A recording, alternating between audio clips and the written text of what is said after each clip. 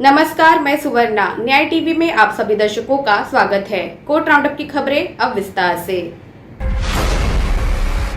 Supreme court ने आदेश दिया है कि सेंसिटिव जोन में स्थायी निर्माण कार्य पर प्रतिबंध लगे और नेशनल पार्क और वाइल्ड लाइफ सेंचुरी में खनन के कार्य पर भी रोक लगे। ये आदेश जस्टिस एल नागेश्वर राव और BR गवई और अनिरुद्ध बोस की बेंच ने पारित किया है। पंजाब में सरकारी मशीनरी पूरी तरह से विफल। बीजेपी नेता जगजीत सिंह ने पंजाबी सिंगर सिद्धू मूसेवाला की हत्या की CBI जांच की मांग को लेकर सुप्रीम कोर्ट का दरवाजा खटखटाया है। प्राथमिकी 103/2022 में जांच की मांग की गई है, जो 29 मई 2022 को PS सिटी 1 मनसा, जिला मानसा में भारतीय दंड संहिता 1860 की धारा 302, 307, 341, 148, 149, 427 और 120B और आर्म्स एक्ट 1959 की धारा 25 और 27 के तहत दर्ज की गई थी। सिंह ने याचिका में तर्क दिया है कि सिद्धू मूसेवाला की उनके गांव में उनके घर के पास नृशंस हत्या ने पंजाब राज्य के नेतृत्व वाली सरकार में जनता के विश्वास को पूरी तरह से हिला दिया है। सुप्रीम कोर्ट ने शुक्रवार को कहा कि आर्य समाज को विवाह प्रमाण पत्र जारी करने का कोई अधिकार नहीं है। इसके साथ ही सर्वोच्च अदालत ने नाबालिग लड़की के अपहरण और दुष्कर्म के आरोपी की जमानत याचिका खारिज कर दी। दिल्ली उच्च न्यायालय ने शुक्रवार को कहा कि वो जबरन धर्मांतरण का आरोप लगाने वाली जनहित याचिका PIL याचिका की जांच नहीं कर सकता है, जब याचिका सोशल मीडिया प्लेटफॉर्म और व्हाट्सएप से प्राप्त जानकारी पर आधारित है।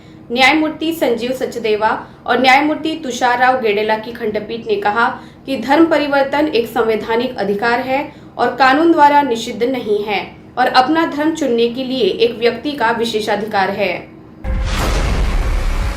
झारखंड में आदिवासियों की जमीन की खरीद बिक्री पर रोक लगाने वाले कानून छोटा नागपुर टेनेंसी एक्ट CNT और Santhal Pargana tenancy act SPT की वैधानिकता को सुप्रीम कोर्ट में चुनौती दी है।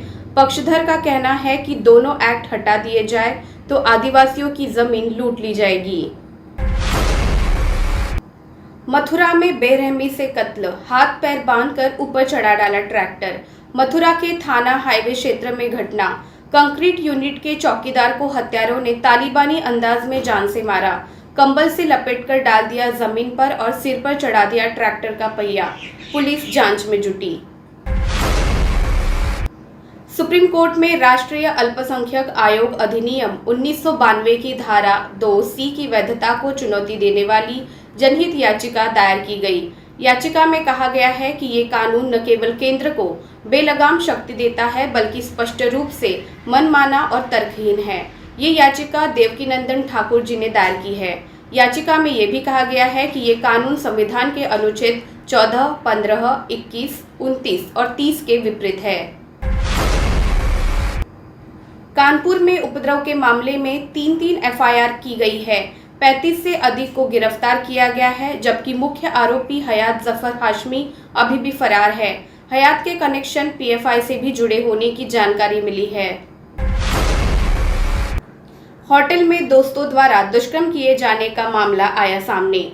कानपुर में 2 दोस्त हाई स्कूल की छात्रा को होटल के कमरे में ले गए और जबरन बियर पिलाकर सामूहिक दुष्कर्म किया और अश्लील वीडियो बनाया। छात्रा गिड़गिड़ाकर छोड़ने की गुहार लगाती रही और किसी तरह घर पहुंचकर घर वालों को आप बीती बताई। धारा 144 लागू होने के बावजूद किरंगूर जंक्शन पर जुटे हिंदू संगठनों के सदस्य।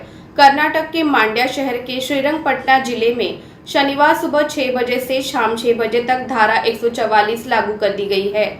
ऐसा विहिप के श्रीरंगपटना चलो आह्वान को देखते हुए किया गया है। मौके पर भारी पुलिस बल की तैनाती की गई है।